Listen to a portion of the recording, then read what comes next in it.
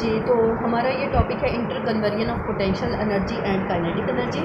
तो इसी को हम डायग्रामेटिकली इसको अंडरस्टैंड करते हैं कि सबसे पहले हमारे पास जो एक बॉडी थी वो उसका मास m है और उसको हमने सम हाइट h के ऊपर हमने रखा हुआ है, यानी जैसे किसी दीवार पर पड़ी हुई है या किसी ऊंची जगह पर पड़ी है। अब उसके बाद जब ये हाइट पर होगी तो आपको पता है कि जब हाइट की वजह से उसकी जो पोटेंशियल एनर्जी बॉडी की होती है वो किसके बराबर होती है, mgh के। और काइनेटिक एनर्जी बिकॉज वहाँ पर उसकी वेलोसिटी जो है वो ज़ीरो है और बॉडी रेस्ट में है, तो इस वजह से वहाँ पर काइनेटिक एनर्जी किसके बराबर होगी, ज़ीरो के बराबर होगी। ठीक है, अब ये हमारे पास जब ऊपर से इस बॉडी को हम नीचे की तरफ फेंकेंगे, तो जब ये नीचे की तरफ आएगी तो उस टाइम पर हमारे पास ये जो पोजीशन है सेंटर वाली बी पोजीशन का नाम हमने इसको दिया है। यहाँ पर उसकी पोटेंशियल एनर्जी, जो सारी एनर्जी होगी पोटेंशियल, वो हाफ काइनेटिक में कन्वर्ट हो जाएगी और हाफ किस में होगी, पोटेंशियल एनर्जी में। और सबसे एंड पे जब ये बॉडी पहुँचेगी एट द ग्राउंड लेवल, तो आपको पता है ग्राउंड पर हाइट जो है वो हमारे पास ज़ीरो हो गई है। सो इस वजह से पोटेंशियल एनर्जी जो है वो ज़ीरो हो गई है और सारी की सारी एनर्जी किस में कन्वर्ट हो गई है, काइनेटिक एनर्जी में। अब ये हमने डेरिवेशन करनी है कि काइनेटिक एनर्जी भाई किस तरह से कितनी वैल्यू आएगी और यहाँ पर पोटेंशियल एनर्जी और काइनेटिक एनर्जी की वैल्यू जो है वो कितनी आएगी, ये हम आपको डेरिवेशन के थ्रू बता देते हैं। तो सबसे पहले ये पॉइंट ए है, उसके बाद ये पॉइंट बी है एंड ये पॉइंट सी है। तो तीनों पॉइंट्स के ऊपर हमने अलग अलग से इसकी काइनेटिक एंड पोटेंशियल एनर्जीज को फाइंड आउट करते हैं। ठीक है,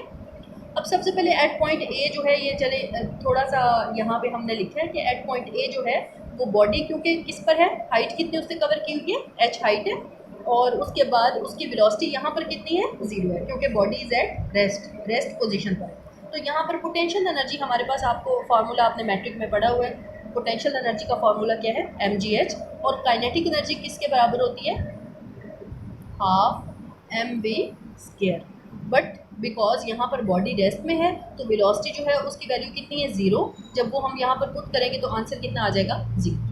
तो सारे के सारे यानी हम कहेंगे कि पोटेंशियल एनर्जी हमारे पास जो है वो mgh है एंड काइनेटिक एनर्जी यहाँ पर क्या है हमारे पास, ज़ीरो। ये हमारा जो रिजल्ट है ना कि एट पॉइंट ए हमारे पास पोटेंशियल एनर्जी सारी की सारी mgh है एंड काइनेटिक एनर्जी जो है वो हमारे पास इक्वल्स टू ज़ीरो। उसके बाद जी नेक्स्ट हम आ जाते हैं at point B. At point B, अब ये बहुत इंटरेस्टिंग होने वाला है कि एट पॉइंट बी हमारे पास जो है वो क्या है, यहाँ पर हाफ पोटेंशियल एनर्जी है एंड हाफ जो है वो हमारे पास काइनेटिक एनर्जी। अच्छा, ये पोटेंशियल एनर्जी का तो हमें समझ आता है कैसे, कि पोटेंशियल एनर्जी जो होगी ना that is equal to M G, and जहाँ हम एच लिखते होते हैं ना वहाँ पर हमने क्या लिखना है, एच टोटल डिस्टेंस था एच, और उसमें से एक्स जो है वो ऊपर से जब बॉडी बी पॉइंट पर आई है तो उसने एक्स डिस्टेंस वहाँ पर कवर कर ली है। तो हम कहेंगे कि जो हमारे पास यहाँ पर डिस्टेंस है ना उसको हमने क्या लिख देना है, एच माइनस एक्स। लेकिन जो काइनेटिक एनर्जी है उसको समझने के लिए हमें क्या करना पड़ेगा, काइनेटिक एनर्जी को अंडरस्टैंड करने के लिए हम पहले तो सिंपल फार्मूला लिख देंगे ना, that is equal to half M V का स्क्वायर, और साथ में क्योंकि पॉइंट बी है तो हमने यहाँ पर छोटा सा बी मेंशन कर लिया। लेकिन यहाँ पर हमने वेलोसिटी को यहाँ कैलकुलेट करना है कि ये वेलोसिटी हमारे पास किसके बराबर आ रही है। तो वेलोसिटी काउंट करने के लिए हमने क्या किया है, third equation of motion V F square is equal to, या V F square minus V I square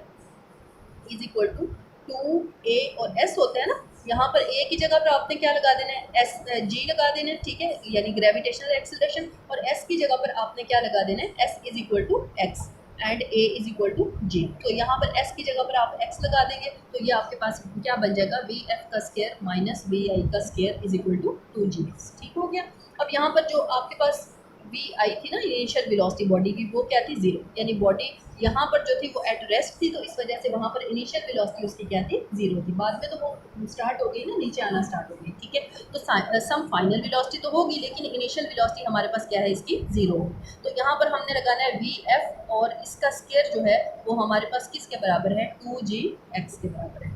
ठीक है, बस यहाँ पर आपने वी एफ को हम वी बी भी कह सकते हैं, यानी आप ये कह सकते हैं कि वी बी का स्क्वायर जो है वो हमारे पास किसके बराबर है, 2g x के बराबर है। ठीक है, अब अगर फर्ज करें कि यही वाली वैल्यू जो है वो हम उठा के इसमें वैल्यू पुट कर देते हैं, इस ऊपर वाली इक्वेशन के अंदर हम वैल्यू पुट कर देते हैं, तो ये हमारे पास क्या आ जाएगा, half m into V B का स्क्वायर किसके बराबर है, 2g x, which is equal to kinetic energy, and 2 जो है वो 2 से कैंसिल हो जाएगा, पीछे क्या रह जाएगा भाई, mg(x). ठीक है, बैंड लो। अब यहाँ से आपने क्या करना है ये जो हमारे पास 2gx की हमने वैल्यू पुट की है तो दैट इज इक्वल टू 2 से कैंसिल हो जाएगा और पीछे क्या रह जाएगा आपके पास mgx which is equal to kinetic energy. यानी एट पॉइंट बी अगर आप करेंगे तो बी पॉइंट पर पोटेंशियल एनर्जी जो है वो हमारे पास किसके बराबर है, equal to M G into H minus X के। एंड काइनेटिक एनर्जी जो है वो आपके पास किसके बराबर है, ओनली एम जी एक्स। अब ये देखें कि यहाँ पर जो हमने वैल्यू लिखी थी वो क्या थी, M G into H minus X, और ये वैल्यू क्या है, एम जी इंटू एक्स। ठीक हो गया। अब सिमिलरली ना हमने एट पॉइंट सी पॉइंट के ऊपर हमने उसकी वैल्यू फाइंड आउट करनी है कि एट पॉइंट सी पॉइंट के ऊपर हमारे पास इसकी क्या वैल्यू बनेगी। सी पॉइंट पर भी इसी तरह से आपने ना एक एक्वेशन, यही एक्वेशन ले लेनी है जो कि बेसिकली हमारे पास क्या है। अब आपको पता है यहाँ पर पोटेंशियल एनर्जी तो सारी की सारी क्या हो चुकी है, जीरो हो चुकी है। तो काइनेटिक एनर्जी को निकालने के लिए ना कि काइनेटिक एनर्जी यहाँ पर किसके बराबर है, kinetic energy is equal to half M V और सी का स्क्वायर चलें यहाँ पर लगा देते हैं एट पॉइंट सी। ठीक है। उसके बाद अब ये निकालने के लिए हम क्या करेंगे, वी एफ का स्क्वायर माइनस वी आई का square is equal to 2g लगा दूँ यहाँ पर, और सारे का सारा जो फासला था वो किसके बराबर था, एस जो था वो यहाँ पर टोटल किसके बराबर आ रहा है, एच के। तो इस वजह से यहाँ पर टोटल हमारे पास फासला किसके बराबर आ गया है, 2g इंटू एच के बराबर। ठीक है। अब यहाँ पर भी हमारे पास, यहाँ अब हमारे पास क्या होगा, यहाँ पर हमारे पास जो वेलोसिटी होगी ना, यहाँ पर भी हमने जब वो एट पॉइंट बी से नीचे आएगी तो इनिशियल वेलोसिटी फिर हमारे पास क्या हो जाएगी, ज़ीरो।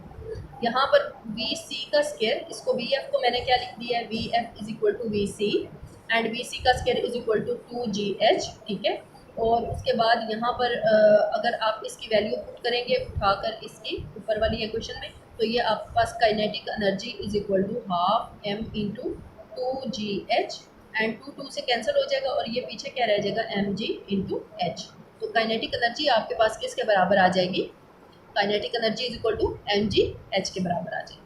तो यहाँ पर हमारे पास potential energy at point C is equal to zero and kinetic energy is equal to M G H. ये हमारे पास ये जो है ये फाइनल रिजल्ट। तो हेंस ये हमारे पास at point A B and C तीनों पोजीशंस के ऊपर हमने kinetic energy and potential energy अलग अलग से फाइंड आउट कर ली है।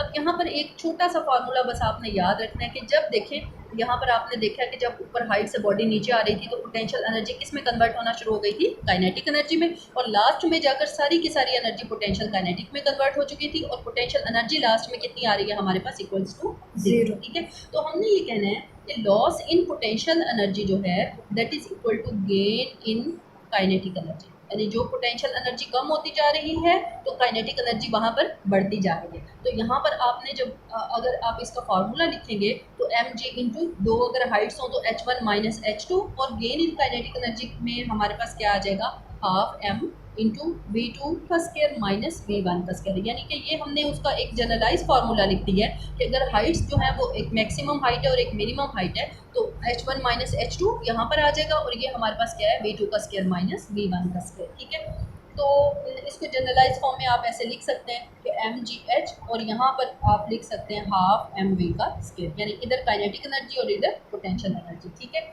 और यहाँ से अगर आप इसमें फ्रिक्शनल इफेक्ट को भी ऐड करते हैं तो हाफ एम वी का स्क्वायर, यानी जब आपको पता है कि जब बॉडी ऊपर से हाइट से नीचे आ रही होती है तो कुछ उसकी एनर्जी काइनेटिक में कन्वर्ट हो जाती है, प्लस कुछ जो है एनर्जी वो वर्क डन अगेंस्ट फ्रिक्शन के तहत भी कुछ एनर्जी जो है ना वो उसकी रिड्यूस हो जाती है। यानी कि फ्रिक्शन क्या होती है, जो फ़िज़ा में पार्टिकल्स होते हैं, जो हमारे पास डस्ट के पार्टिकल्स हैं, जो ह्यूमिडिटी फ़िज़ा में मौजूद है या कुछ भी इस तरह से, तो उनके खिलाफ जब वो बॉडी ऑब्जेक्ट जो है वो ऊपर से नीचे आ रहा होता है तो उस टाइम पे कुछ वर्क डन उस फॉर्म में भी हो जाता है। तो वर्क डन क्या होता है, फोर्स मल्टीप्लाई बाई डिस्प्लेसमेंट। यहाँ पर फोर्स एफ आ जाएगी और डिस्प्लेसमेंट हमने एच लिख दी है। तो ये जो है ना ये वर्क डन है, work done against friction,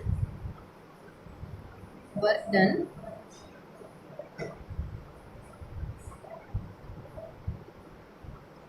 against friction.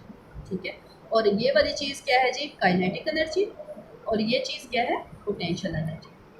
तो पोटेंशियल एनर्जी जो है वो हमारे पास किसके बराबर है, potential energy is equal to kinetic energy और प्लस ये वर्क डन अगेंस्ट फ्रिक्शन।